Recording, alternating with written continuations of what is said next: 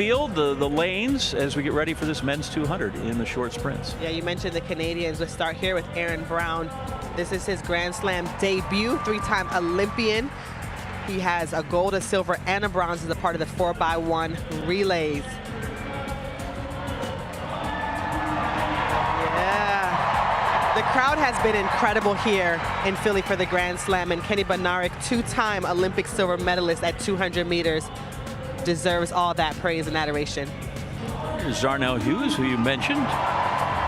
Second in both of the slam races to Kenny. Andre DeGrasse, if there's a medal on the line, John, he is going to snag one. Seven-time Olympic medalist, five-time world champion. Just incredible what he's done for Canada. Ryan Lavelle, Jamaica. Always a big contingent of Jamaican track fans here in Philadelphia when they come through. He's broken 20 in his lifetime. Udodi Onwuzurike, NCAA champ when he was at Stanford in the 200. And I just love, love, love this addition here. Christian Coleman making his Grand Slam debut. Yeah, world champion in 2019 at 100 meters. The 100 is better event, but he's definitely had some chops here in the 200 as well. Yep, and again, to see how things go as he's made a coaching change at age 29 and in lane 1. Tight turn, Christian Miller. Only guy that doesn't have a PR under 20 in this field, but the kid's 19, so let's give him some slack. Let's give him some time to build on that. What a great opportunity for him to be on this track with these athletes. I mean,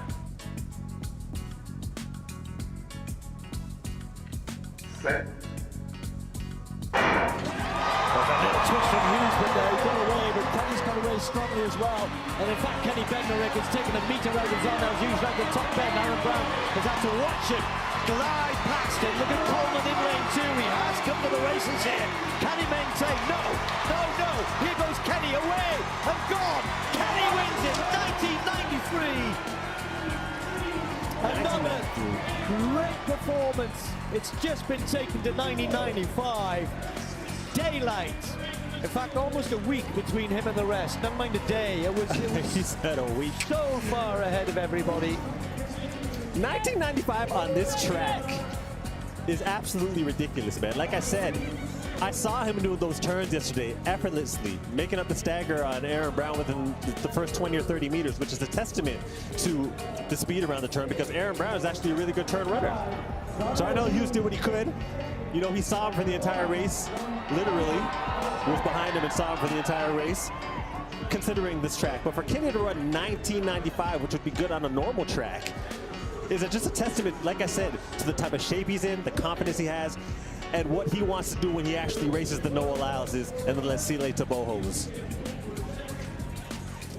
Yeah, one or two new sprinters coming to the fore, but Tabogo is the guy, 200 Olympic champion, but Kenny just seems to be on a different level. And dare I say this, let me just take a look right here for the last 50 meters. I really don't think he's pushing it in the last maybe 40 meters, which makes it even scarier. But everyone talks about keep relaxed, and you run quicker. But you're right, he just does. They're beyond relaxed sometimes. Yeah. I think he's actually saving his legs for that 100, which is strategically a good idea.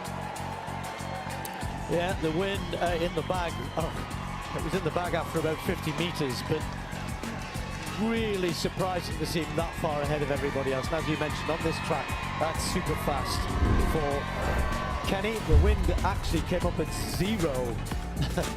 There is a breeze, but by the time they got around that bend, looking at the flags on top of the old building here. And it's cold. It's cold, it's a little bit chilly, but just incredible. Really good. Right, so another 12 points for Kenny heading to the this year. That will set her in good stead, you would think.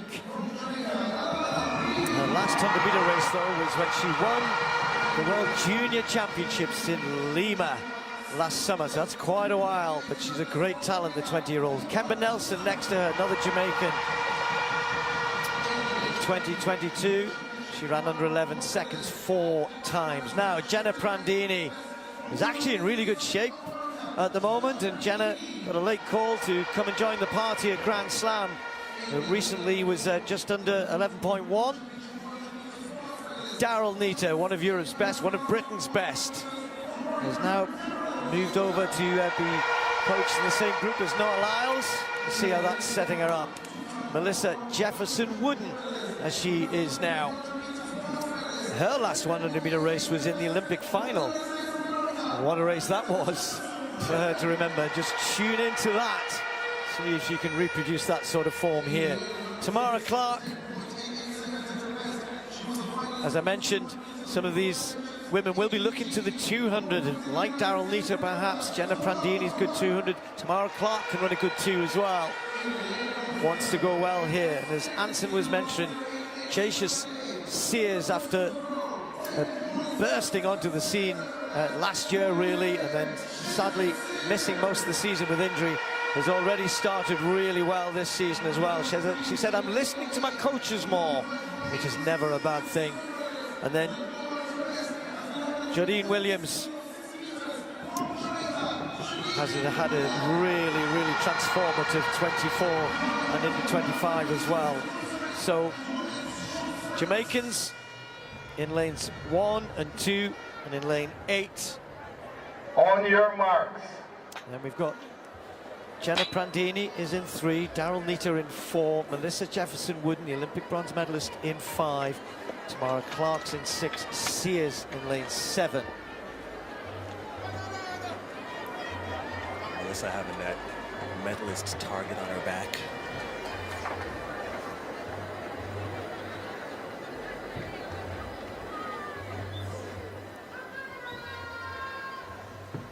Set. Right in the middle there, Melissa Jefferson-Wooden got an excellent start over on the far side. Nelson going as well, and also Sears is right there, but here she goes. She's going to get a clear win. Prandini came through for 2nd place, but never in doubt. Melissa Jefferson-Wooden got out well, got to the front, and then dominated the race from there.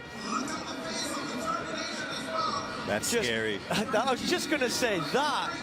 Given what I said about how long it's been since she's run a 100-meter race, that was perfectly executed. Prandini finished quick, well done to her. A couple of races that set her up nicely, as we mentioned. Sears just faded a little bit when she looked as though she was going to get on terms. Never, ever a bad thing, you know, for an athlete to be in a happy place. Right. And late addition, Jenna Prandini. You get the call, you're chilling at home, hey, come to Jamaica and jump in this 100. You come here, and you come out with 2nd place, and she's more of a 200-meter specialist. Yep.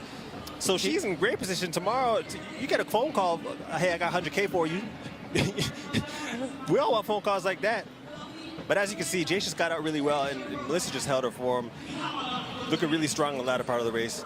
Very confident facial expression moving through the line. I like to keep an eye on the attitude, and I can see that there's a confidence there. And that always bodes well. That's somebody full of confidence, as you said. Look, even that tape around the neck, she doesn't even flinch. She probably didn't even feel it. Runs through it.